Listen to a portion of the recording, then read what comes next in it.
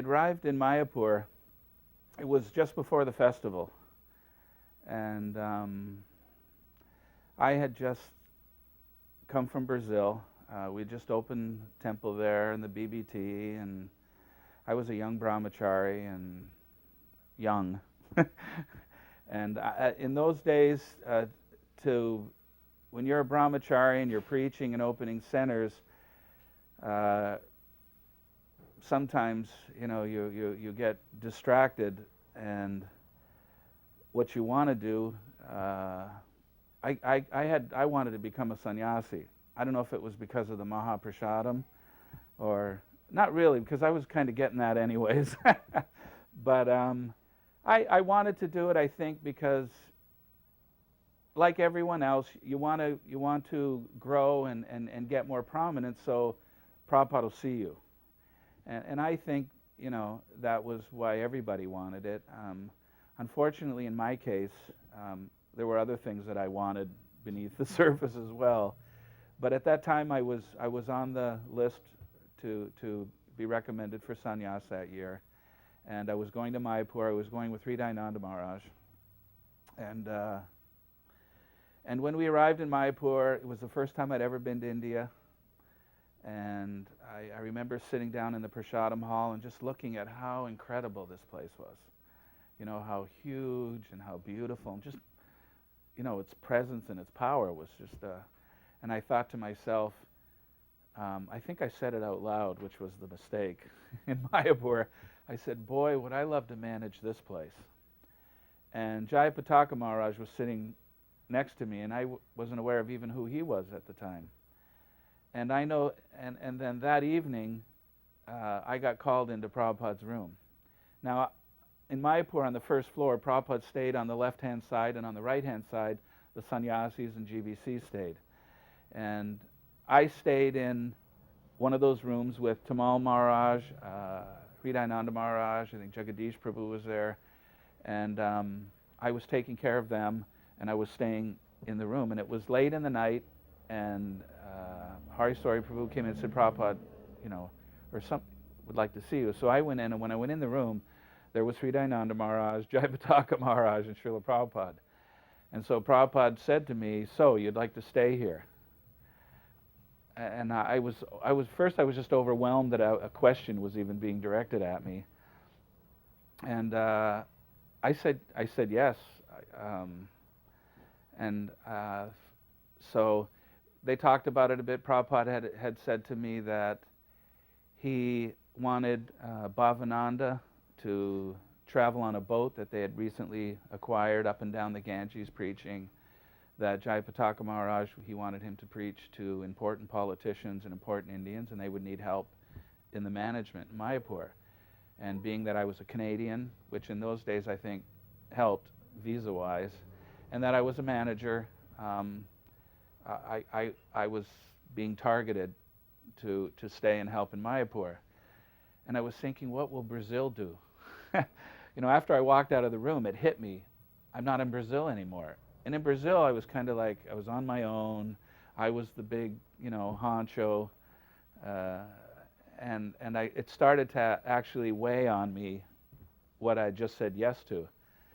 And so it got really heavy. It got heavier and heavier to the point where I changed my mind. And I went to, I can't remember how many times I went back in and asked Prabhupada if I could go back to Brazil, and how many times it kind of went back and forth. I think the first time maybe even Hridayananda Maharaj went in and said something, and then Prabhupada had agreed, and he came out and said, "Okay, you don't have to stay, you can go back." But then that night, I got asked back into his room again. So Prabhupada looked at me and he said, "So, have you made your mind up yet?" And I was under the impression I was already, released. And I just said, so he says, "Do you want to stay?" So I couldn't say no. I couldn't say no to him. I knew it was a no-no, that you're supposed to do what he asked you to do. So I kept saying yes. And then I'd walk out of the room, and then it would hit me again. And I'd just get over, and every day was this constant. And at nighttime, and then I started going back in and saying, Srila Prabhupada, I don't know what they're going to do in Brazil. There's a BBT, the temples. No one has any experience. I'm the only devotee there who's had any experience with the movement. There's 40, 50 people there already. There's, and so I need to go back. And he wouldn't budge. I guess he had plans for someone else to go and take care of it already.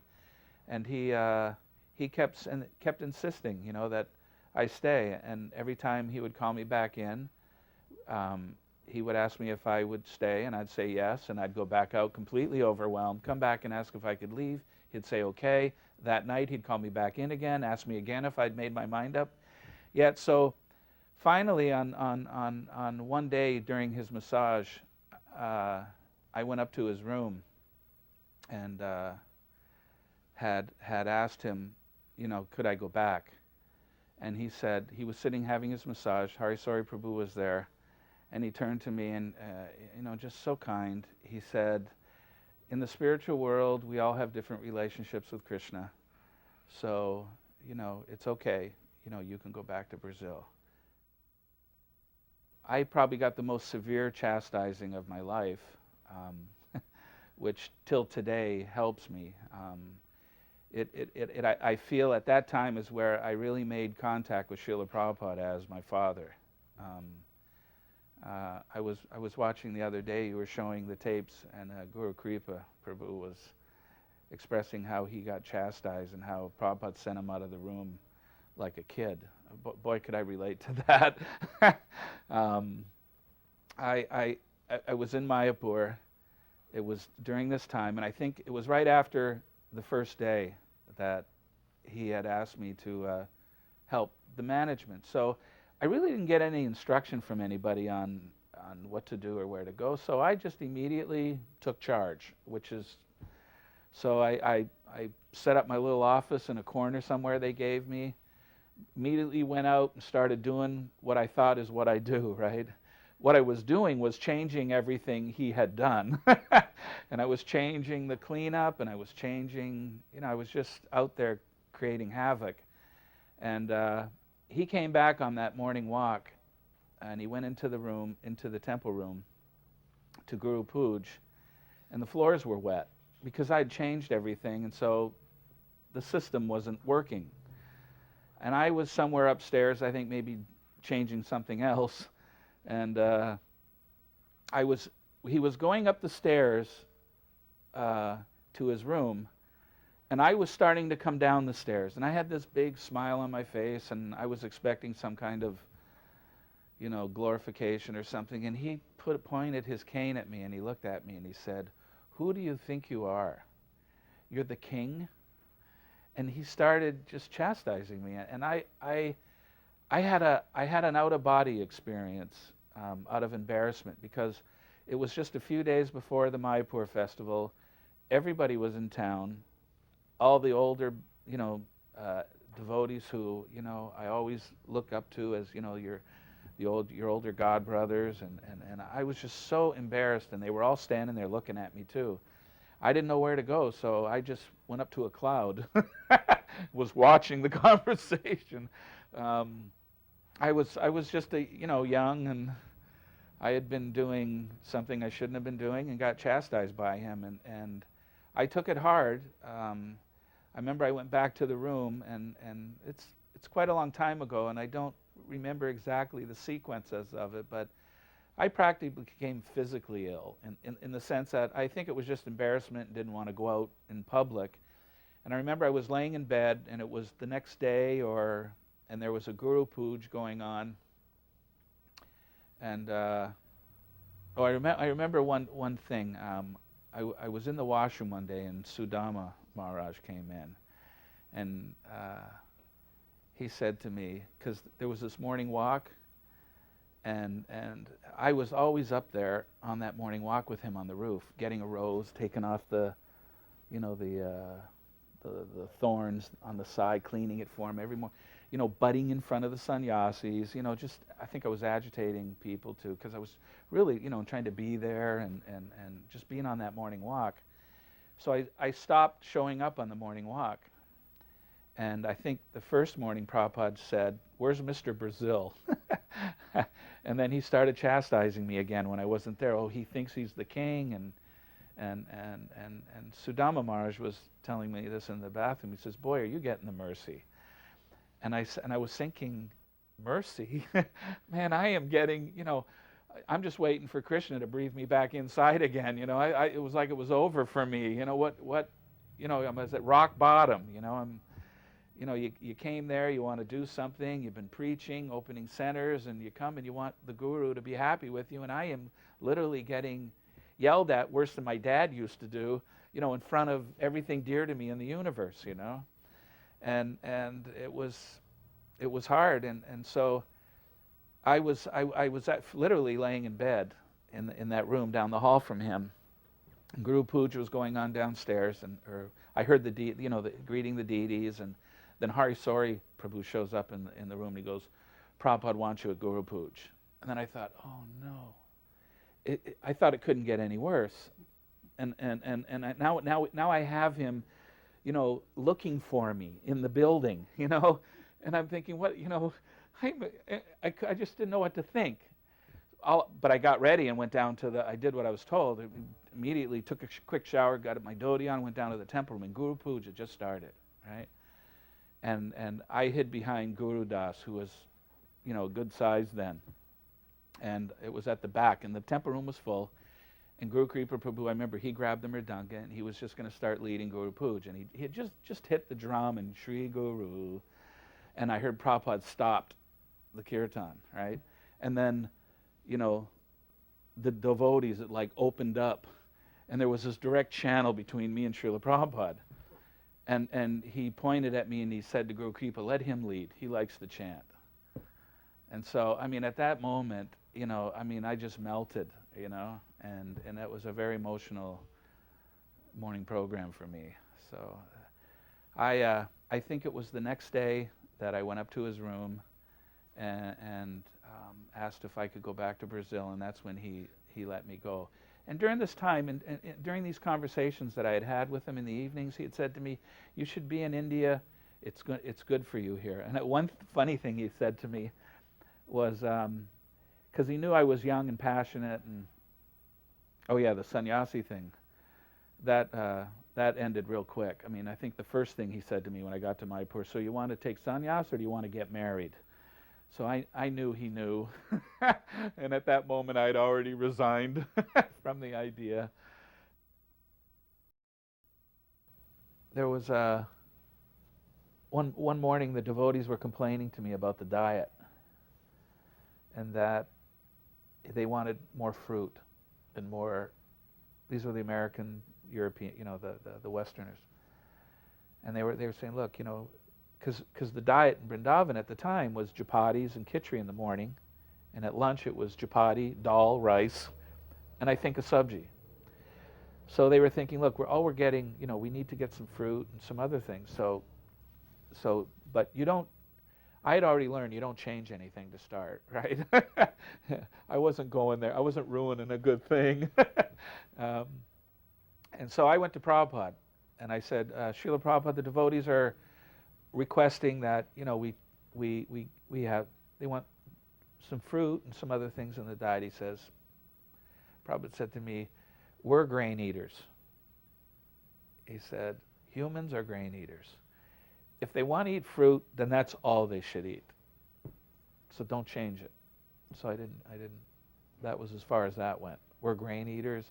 I was happy because I just loved the chapatis and khichdi in Vrindavan were the best. You had fresh, hot chapatis, just a little burnt, and the khichdi was the prasadam was delicious in Vrindavan. Remember one day though, he called me. It was Mangal Arti, and it was nice. And I was walking down the path on my way to the temple room, and I was singing Jasomati Nandana, kind of, it was happy-go-lucky mood, right? Which was, when you're with Prabhupada, that's the mood, happy. And I was singing, and I heard him from his room ask Jagadish, "Is that Mahavir?" and he said, "Tell him to come in." So I kind of quickly, went into Srila Prabhupada's room, And he started talking to me. He goes, you know, he said, where in the world are there rivers like the Ganges, the Krishna, the Jamuna? He says, India has the most beautiful rivers. He says, there's only one other place in the world that has a beautiful river. And he said, the St. Lawrence. And it stunned me. I'm from Canada. And I said, I don't know if he's just saying that to make me feel good. I don't even know if he knows I'm from Canada. But he said, that he mentioned the St. Lawrence, you know, that he thought that that was a, you know, of all the he named all the rivers in India, and they said one other place, the St. Lawrence.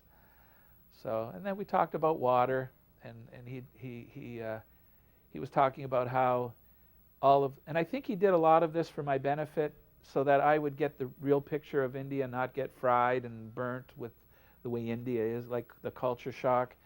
He was talking about cleanliness. And he was talking about how all the local people, their dhotis look dirty. He said, but actually none of those dhotis go 12 hours without being at least washed with water. He said, but because there's so much soil in the water that, you know, they don't use Tide, you know, or bleach, that the dhotis would stay with that kind of reddish or whatever color they had them. He said, but they were always clean. So, you know, he used to talk about the water and sometimes those the rivers. One particular lesson, I guess you would call it, experience that I had with Prabhupada that till today I use it in my business, I use it in management, something that is it's just so overwhelmingly important. My wife was out in his garden, and I was fixing the garden, and she was out there, you know, taking care of the plants and stuff, and we were talking, and I was speaking in Portuguese with her. So Prabhupada yelled out through his window for me to come inside. So I went inside the room, and he said, first he asked me, are you speaking Mexican? I said, no, Prabhupada, Portuguese. And then he said to me, look, you Americans, you ruin everything. He said, one of you come and you change everything the other one did. And then you go away and another one comes and he changes everything you did, and he goes away and another one of you come and changes. He said, stop changing everything. He said, just save it. Don't change it, just save it. And that stuck in my brain since that day, that from now on, wherever I go and whatever I see and whatever needs to be fixed, I don't change it. It's like I can hear, it's like as if it was yesterday, you know. Don't change it, just take what's there, you know, and just make it better. You know, improve on the work that's already been put there, right? And make it, you can improve it, you can make it better, but just don't go in and change it. And it was funny how he said that our nature is we just come in, just rip away everything the other guy did and do our thing. And so that was a very beneficial lesson for me.